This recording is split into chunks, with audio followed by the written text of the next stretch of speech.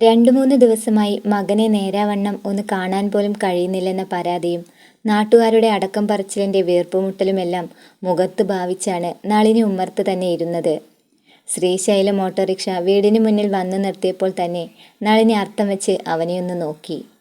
എന്നാൽ യാതൊരു ഭാവവ്യത്യാസവുമില്ലാതെ വിനു വേഗം അകത്തേക്ക് കയറാൻ ഒരുങ്ങിയപ്പോഴാണ് നളിനി അവനെ ബലമായൊന്ന് പിടിച്ചു നിർത്തിയത്. നിൽക്കു വിനു, എനിക്കൊരു കാര്യം സംസാരിക്കാനുണ്ട് നിന്നോട്. ഇന്ന് മാർക്കറ്റിലേക്ക് സാധനങ്ങൾ മേടിക്കാൻ ചെന്ന നേരത്താണ് ഞാൻ നമ്മുടെ ടൈലർ ഷോപ്പിലെ സുശീലയെ കണ്ടത്. അവൾ എന്നോട് ചില കാര്യങ്ങളൊക്കെ പറഞ്ഞു. അവൾ മാത്രമല്ല, വരുന്ന വഴിയിൽ പലരും പിന്നീട് എന്നോട് ഇതേ കാര്യം തന്നെ ആവർത്തിച്ചു പറഞ്ഞു. കേട്ടപ്പോൾ എൻ്റെ ചങ്കാകെ തകർന്നു പോയടാ വിനു.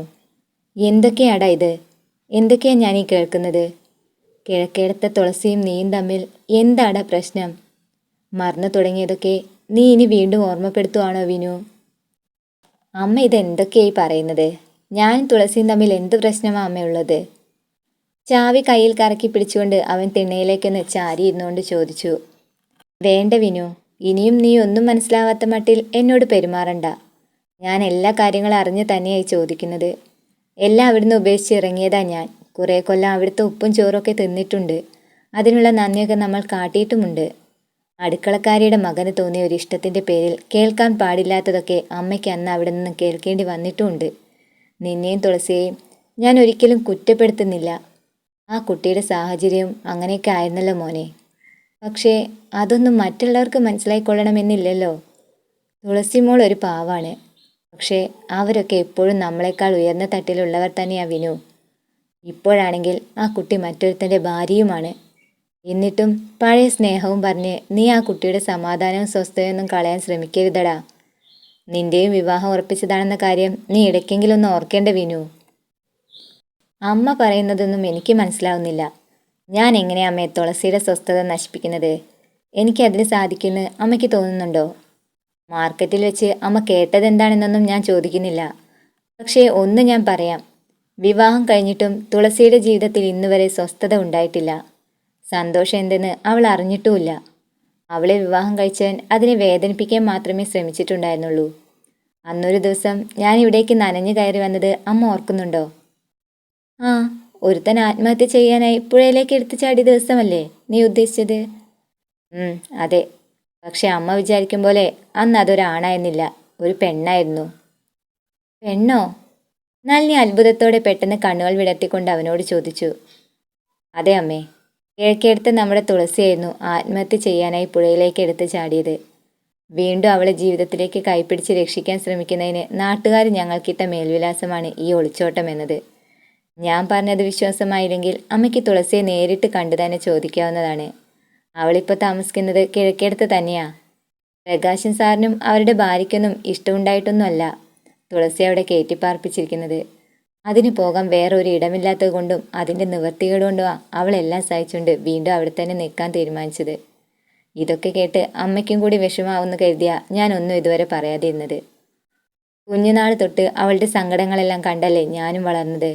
അങ്ങനെയുള്ള അവൾക്ക് മറ്റൊരു ജീവിതം ഉണ്ടായപ്പോഴും എന്നെ അവൾ തള്ളിപ്പറഞ്ഞപ്പോഴും വേദനിച്ചു എന്നുള്ളത് സത്യം തന്നെയാണ്. പക്ഷേ അവളൊരിക്കലും നശിച്ചു കാണാനൊന്നും അമ്മയുടെ ഈ മകൻ ആഗ്രഹിച്ചിട്ടില്ല. ഇനി ഒരിക്കലും ആഗ്രഹിക്കുകയില്ല. കാരണം ഞാൻ തുളസിയെ... മനസ്സിലുരുണ്ടുകൂടിയ പിരിമുറുക്കം പെട്ടെന്നറിയാതെ തൻ്റെ നാവിലൂടെ പുറത്തേക്ക് വരുമെന്ന് തോന്നിയതും അവൻ അമ്മയ്ക്ക് മുഖം കൊടുക്കാതെ വേഗം അവിടെ നിന്നും എഴുന്നേറ്റ് അകത്തേക്ക് കയറിപ്പോയി. അവൻ്റെ ആ ഒഴിഞ്ഞുമാറ്റത്തിൻ്റെ അർത്ഥമെന്താണെന്ന് നളിനിക്കും മനസ്സിലായിരുന്നു. എന്നാൽ അവരും അത് പുറത്തു കാണിക്കാതെ നിരാശയോടെ അന്നേരം അവിടെയൊന്ന് അമർന്നിരുന്നു പോയി. രാവിലത്തെ ബ്രേക്ക്ഫാസ്റ്റ് കഴിച്ചതിന് ശേഷം ബിനു അവിടെ നിന്നും എഴുന്നേറ്റപ്പോഴാണ് ഉമ്മർത്ത് നിന്നുള്ള ശങ്കരമാവൻ്റെ വിളി കേട്ട് അവൻ പുറത്തേക്ക് ചെന്നത്. അമ്മാവനെ കണ്ടപാടെ അവൻ അദ്ദേഹത്തെ അകത്തേക്ക് സ്നേഹത്തോടെ വിളിച്ചു കയറ്റിയിരുത്തി. കസേരയിലൊന്ന് അമർന്നിരുന്നുകൊണ്ട് ശങ്കരൻ ഒരു നെടുവീർപ്പിട്ട് അവനെ നോക്കി അന്നേരം ഒന്ന് പുഞ്ചിരിച്ചു. ഇന്ന് ഓട്ടത്തിന് പോണില്ലേടാ? പോകാൻ നിൽക്കുക. സ്കൂൾ ട്രിപ്പ് ഉണ്ട്. കുട്ടികളെ കൃത്യസമയത്ത് തന്നെ സ്കൂളിൽ എത്തിക്കണം ശങ്കരമാമേ. എന്നാൽ നീ ഇനി നിന്ന് നേരം കളയണ്ട, വേഗം ചെല്ലാൻ നോക്ക്. അമ്മാവനെ നോക്കി അവൻ അനുസരണയോടെ തലയാട്ടിയ ശേഷം ഓട്ടോയെടുത്ത് പോകാൻ നേരമാണ് നളിനിയും ഏട്ടൻ്റെ ശബ്ദം കേട്ട് കയ്യിലൊരു ഗ്ലാസ് ചായയുമായി പുറത്തേക്ക് ഇറങ്ങി വന്നത്. ശങ്കരേട്ടൻ്റെ നേരെ അത് നീട്ടിപ്പിടിച്ചപ്പോഴേക്കും വിനു അവിടെ നിന്നും പോയി കഴിഞ്ഞിരുന്നു. ചായ ഗ്ലാസ് ചുണ്ടോട് അടുപ്പിച്ചു കുടിച്ച ശേഷം ശങ്കരൻ നളിനിയെ ഒന്ന് നോക്കി. നീ എന്താ എന്നെ അത്യാവശ്യമായി കാണണമെന്ന് പറഞ്ഞത്? അത് പിന്നെ ഏട്ടാ, വിനുവിൻ്റെ കല്യാണക്കാര്യത്തെക്കുറിച്ച് സംസാരിക്കാൻ വേണ്ടിയാ ഞാൻ ഏട്ടനോട് പെട്ടെന്ന് വരാൻ പറഞ്ഞത്. കല്യാണക്കാര്യോ? അതൊക്കെ നമ്മൾ നേരത്തെ തന്നെ ഉറപ്പിച്ചതല്ലേ നളിനി. അതേക്കുറിച്ച് ഇനിയും എന്ത് സംസാരിക്കാനാ? അതല്ല ഏട്ടാ, വിനുവിൻ്റെ കല്യാണം ഇനിയും വെച്ച് താമസിപ്പിക്കേണ്ടെന്നാ എനിക്ക് തോന്നുന്നത്. ഇനി അത് നീട്ടിക്കൊണ്ടുപോയാൽ ഒരു പക്ഷേ അത് ശരിയാവില്ല ഏട്ടാ. എന്താ എൻ്റെ പെങ്ങൾക്ക് പെട്ടെന്ന് ഇങ്ങനെയൊക്കെ തോന്നാൻ? പേടിയുണ്ടോ നിനക്ക്? ഉണ്ട്. അവനെക്കുറിച്ച് ഓർക്കുമ്പോൾ എനിക്കൊരല്പം പേടി തോന്നുന്നുണ്ട് ഏട്ടാ. ഞാനും വരുന്ന വഴി ചിലതൊക്കെ കേട്ടു. ഇങ്ങനത്തെ വാർത്തകളൊക്കെ വേഗം കാട്ടുതീ പോലെ പടർന്നു പിടിക്കല്ലോ വേഗം. ഇതെങ്ങാനും ആ പെണ്ണുവീട്ടുകാരുടെ ചെവിയിൽ എത്തിക്കഴിഞ്ഞാൽ പിന്നെ മുടങ്ങുന്നത് വിനുവിൻ്റെ കല്യാണം മാത്രമായിരിക്കില്ല, നമ്മുടെ വീണമോളുടെയും കൂടി കല്യാണമായിരിക്കും. അതുകൊണ്ട് എത്രയും പെട്ടെന്ന് ഇതിനൊരു തീരുമാനം ഉണ്ടാക്കാൻ തന്നെയാണ് ഞാനും കരുതിയിരിക്കുന്നത്. ഇവിടേക്ക് വരുന്ന വഴി ഞാൻ ആ പണിക്കാരുടെ വീട്ടിലും കൂടി ഒന്ന് കയറിയിട്ടാണ് വന്നത്. ഈ വരുന്ന തുലാമാസത്തിൽ നല്ലൊരു മുഹൂർത്തം ഉണ്ടെന്നാണ് പണിക്കരും എന്നോട് പറഞ്ഞത്. രമേശിൻ്റെ വീട്ടുകാർക്കും കൂടി സമ്മതാണിച്ചാൽ നമുക്കിത് എത്രയും പെട്ടെന്ന് തന്നെ നടത്താം, അല്ലേ പെങ്ങളെ? അതെ ഏട്ടാ, എൻ്റെയും അഭിപ്രായം അത് തന്നെയാണ്. എല്ലാം വേണ്ട പോലെ ഏട്ടൻ തന്നെ ആലോചിച്ച് തീരുമാനിച്ചാൽ മതി. ഇനി അവൻ്റെ മനസ്സ് ശരിയാവട്ടെ എന്ന് പറഞ്ഞ് കാത്തിരുന്നാൽ ചിലപ്പോൾ. നളിനി അത് മുഴുവൻ പറയുന്നതിന് മുമ്പേ ശങ്കരൻ അവരെ നോക്കി അത്തം വെച്ചുകൊണ്ടെന്ന് അമർത്തി മൂളി. പ്രകാശനും സാവിത്രിയും ബ്രേക്ക്ഫാസ്റ്റ് കഴിച്ച് എണീറ്റ ശേഷമായിരുന്നു തുളസി മുത്തശ്ശിയും കൂട്ടി അവിടേക്ക് കഴിക്കാൻ വന്നിരുന്നത്. പാത്രം തുറന്നു നോക്കിയപ്പോൾ അവരെല്ലാം കഴിച്ചതിൻ്റെ മിച്ചം മാത്രമേ അതിൽ അവശേഷിച്ചിരുന്നുള്ളൂ. അത് കണ്ടപാടെ മുത്തശ്ശിക്ക് ആകെ ഒരു വിഷമം തോന്നി. എങ്കിലും ഉള്ളത് മതിയെന്ന അർത്ഥത്തിൽ തുളസി മുത്തശ്ശിയെ നോക്കിയൊന്ന് കണ്ണ് ചിമ്മി കാണിച്ചു.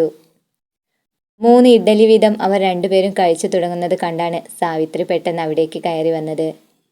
ഒരുമിച്ചുള്ള അവരുടെ ആ ഇരുത്തം കണ്ടിട്ട് തന്നെ പിടിക്കാത്തതുപോലെയാണ് സാവിത്രി ഒന്ന് നെറ്റിച്ചുളിച്ചത്. വെട്ടി വിഴുങ്ങിക്കോ നീയ്. തങ്കം പോലെ ഒരുത്തനെ വേണ്ടെന്ന് വെച്ചിട്ട് അവളെവിടെ സുഖിച്ചുണ്ണാനായി വന്നിരിക്കുക ഇപ്പോൾ. ഇതൊന്നും ഞാൻ അങ്ങനെ അനുവദിച്ചു തരുമെന്ന് നീ കരുതണ്ട തുളസി. മുൻപായിരുന്നെങ്കിൽ നിന്റെ വിവാഹം കഴിഞ്ഞിട്ടില്ലെന്നെങ്കിലും കരുതാമായിരുന്നു. ഇതിപ്പോ നിന്റെ പിടിപ്പുകേട് കൊണ്ട് ഭർത്താവിനെ ഉപേക്ഷിച്ച് വന്ന ശേഷം ഇവിടെ ഇരുന്ന് അങ്ങനെ സുഖിച്ച് ജീവിക്കാമെന്നൊന്നും നീ കരുതണ്ട. ഇങ്ങനെ ദേഹനങ്ങാതെ ഇരിക്കുന്ന നിനക്കൊക്കെ വെച്ച് വിളമ്പിത്തരാൻ ഇനി എന്നെ കിട്ടുകയില്ല. അതുകൊണ്ട് ഒന്നുകിൽ നീ രുദ്രനോട് എല്ലാം ഏറ്റുപറഞ്ഞ ശേഷം വീണ്ടും തിരിച്ചവൻ്റെ കൂടെ തന്നെ പോകാൻ നോക്കണം. അതുമല്ലെങ്കിൽ നാളെ തൊട്ട് പുതിയ എന്തെങ്കിലും ഒരു ജോലി കണ്ടുപിടിച്ച് സ്വന്തമായി വരുമാനം ഉണ്ടാക്കാൻ നോക്കണം. എൻ്റെ മകൾക്കും കൂടി നീക്കി വെച്ചതിൽ നിന്ന് എടുത്തിട്ടാ നിന്നെ ഈ വീടിൻ്റെ പടിയിറക്കി വിട്ടത്. എന്നിട്ടിപ്പോൾ മാസം 4 ആയില്ല. അപ്പോഴേക്കും അവൾ ബന്ധം പിരിഞ്ഞ് വന്നിരിക്കുക ഇവിടേക്ക്. ഇനിയിപ്പോൾ എല്ലാവർക്കും കൂടി ഒരുമിച്ച് അങ്ങോട്ട് തെരുവിലേക്ക് ഇറങ്ങാം. അതിനു വേണ്ടിയാണല്ലോ നീ ഇങ്ങനെയൊക്കെ കരുതിക്കൂട്ടി ചെയ്തത്. അവളുടെ നേരെ തറപ്പിച്ചൊരു നോട്ടം നോക്കിയ ശേഷം സാവിത്രി അവിടെ നിന്നും വേഗത്തിൽ തിരിച്ചുപോയി. അപ്പോഴേക്കും തുളസിയുടെ കണ്ണുകളിൽ നിന്നും കണ്ണീരുരുണ്ട് താഴേക്ക് വീണിരുന്നു.